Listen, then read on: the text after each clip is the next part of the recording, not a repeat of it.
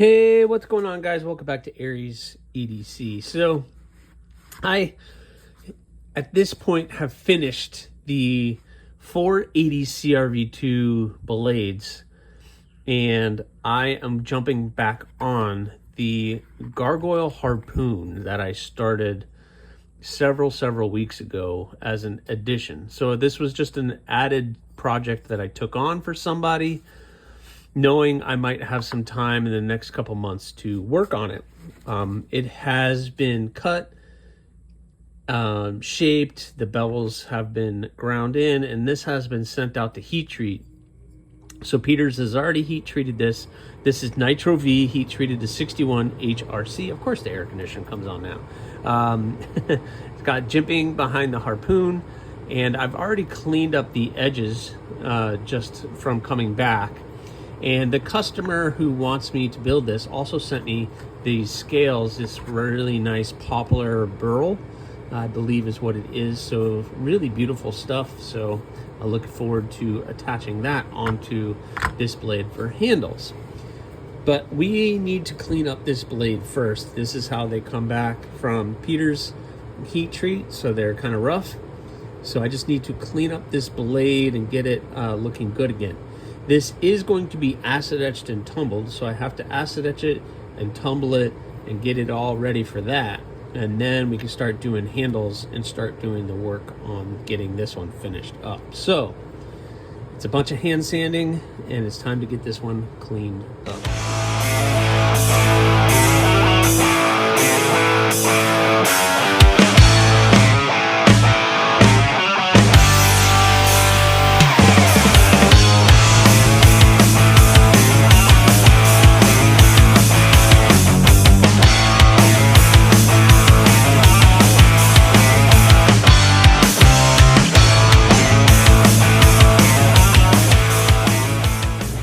Alright guys, that went surprisingly smooth. So we got that cleaned up, looking pretty good. I need to put my maker's mark on it, and then we can start looking at etching this. But before I etch, I actually want to get the handles somewhat started. So I'm going to etch my maker's mark on it, and then we'll tape up the blade a little bit, and we're going to start marking off what I want to, which side I want to use. I kind of really like this dark, like if we were to do like that dark stuff right in there, that would look pretty stinking cool. And then on the other side, trying to get a little bit of this in there would be cool too. They are somewhat matching scales, so if I can get like a little bit of that, well, I don't know, it would be helpful if it was on camera, huh? A little bit of that, a little bit of that, so like a little bit of this area and a little bit of that area. I think that's gonna look pretty redonkulous. So they are somewhat matching scales. I just need to be careful because that's chipped out on the front, so I gotta scoot that back and cut all that off, which there's plenty of material here, and I think he wants a bead too. So that's going to be a pretty big bead, unless I just do a single piece. But everybody likes to double piece beads. Urgh.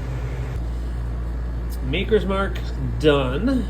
Got that on there, looking pretty good.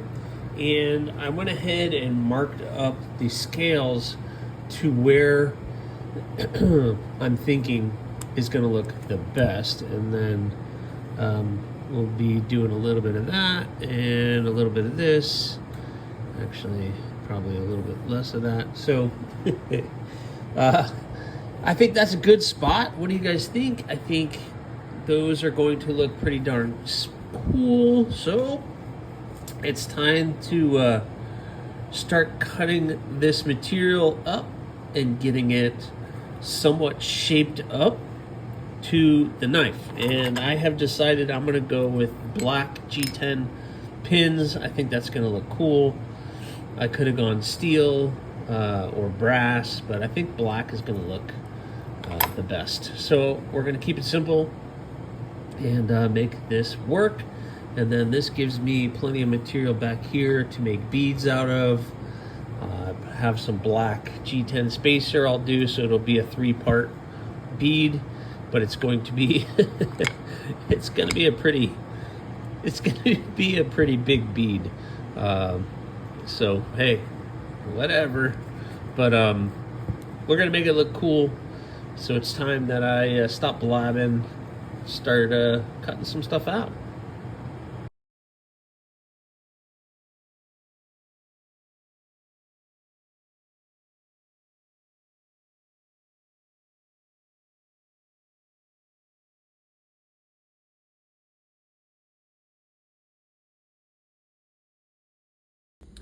All right, guys, so I got them roughly cut and marked up, and I drilled the holes for the pins and the lanyard hole, which right there. So now it's ready time. It's time to take this to the grinder and start removing some of this material and start shaping these to where it's going to be. So I am going to do that. I'm tempted to throw this in the acid etch while I'm doing that, but I kind of like to go back to the blade just to make sure everything's lining up properly as I'm going. So I think I'll just grind this and start removing this extra material to that marker line. Now, maybe I need to explain this. So when I draw out this line, and I marked where I want the outside, so this O tells me that this is going to be on the outside, this is going to be on the inside of the blade. So I want that nice dark color on the outside. So basically, after I drill the holes, I marked all the pins, and I take a permanent marker and I mark off where I'm going to be. You notice that the marker is, oh my goodness, is larger than the actual blade. So when I'm grinding, I know I can go into that marker just a little bit to give myself plenty of space so I don't go too far. And I give myself plenty of space for when it's time to glue these up, and then I can go back. Then I draw where the front of the scale should be and where I want it to end. So obviously I don't want the scale to go into the bevel of the blade. So I mark all of those things off so that everything lines up properly and everything looks good. And then I can angle off the front and do all of that. So I don't know, hopefully that explains these things, but enough of me yammering. It's time for me to hit the grinder. Well, all right, guys, that actually went pretty smooth. I do apologize. I had my camera on the wrong setting when I videotaped myself going in on that. And so I am sorry, but I was able to roughly shape everything out and do the fronts. So now I need to smooth off the fronts and get those looking nice and uniform and smooth to the finish, the final kind of finish before we're ready for glue up. But before we glue this up, it's time to acid etch this. So I need to clean off this blade, get all the grease, oils off of this so it's nice and clean. Get all this marker off, so I got to acetone it down, do some brake degreaser on it to get all the oils off of it. Excuse me. And then we're going to ferrochloride and white vinegar acid etch this and then throw it in the tumbler. So I'm going to do that while I'm working on this. So usually I acid etch for about 20 to 25 minutes and then assess, see if it needs more. And then usually it goes straight into the tumble, and we'll see what it looks like when it comes out. So hopefully it will look pretty cool. I think the acid etch tumble with the nice dark greens and natural colors of this wood is going to look pretty stinking cool. What do you guys think? I think that's going to look pretty awesome. So I need to set everything up, get this in the acid etch, and then start on this.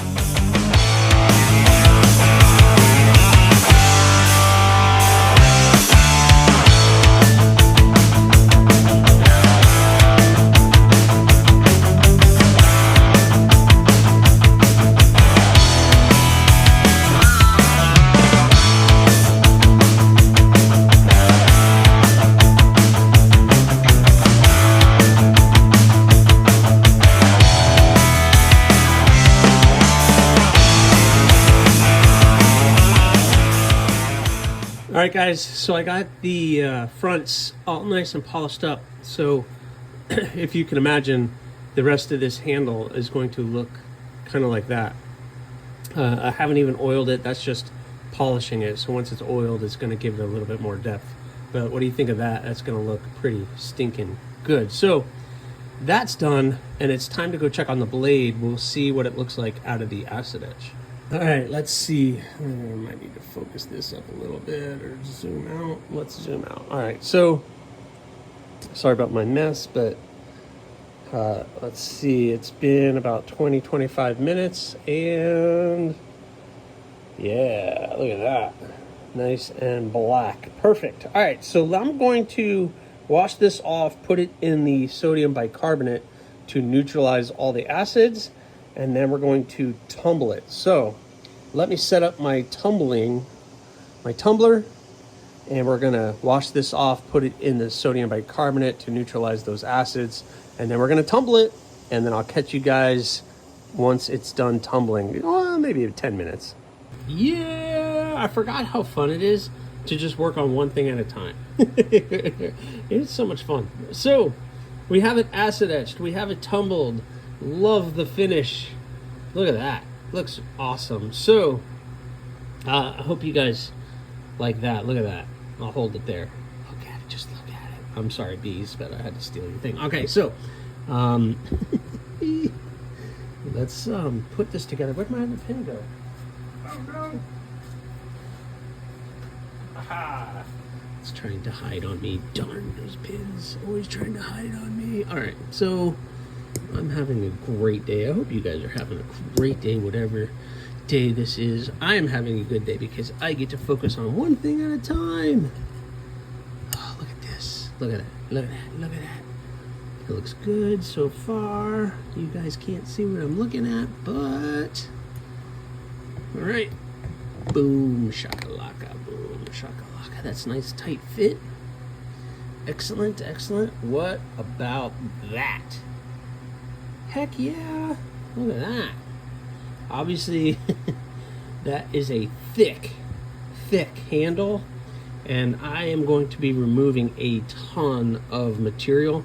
I might hourglass this a little bit, just because in here I can thin that out, and then to the back end of the handle. The Gargoyle, for me on my hand, and I can't base it on everybody, that little tail of the handle, your thumb gets, or your pinky gets right there, and makes it super comfortable to grip. The harpoon's in a good spot. We got some jimping up there for grip. Yeah, this is going to be a killer knife. So we are actually ready to glue this thing up.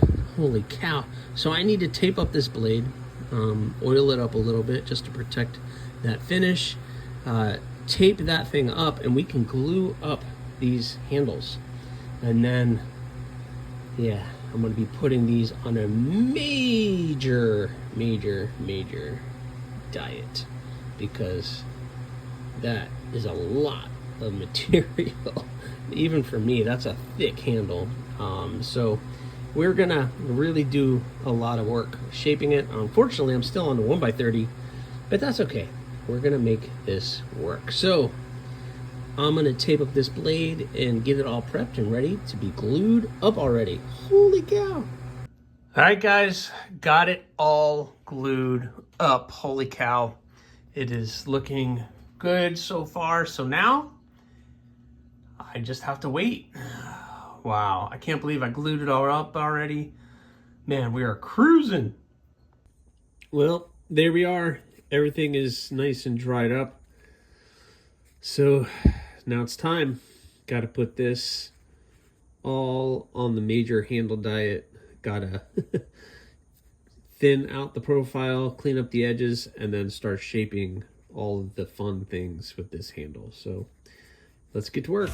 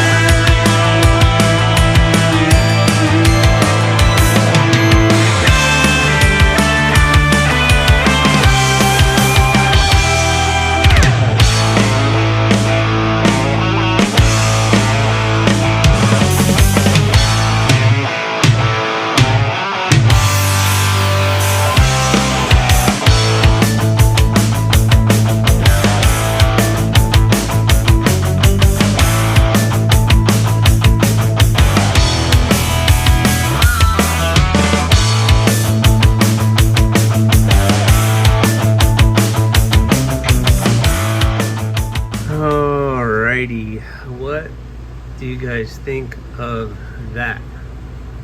It's a little thin at the back, but the one thing about the Gargoyle, at least for me, oh man, that's comfortable right there.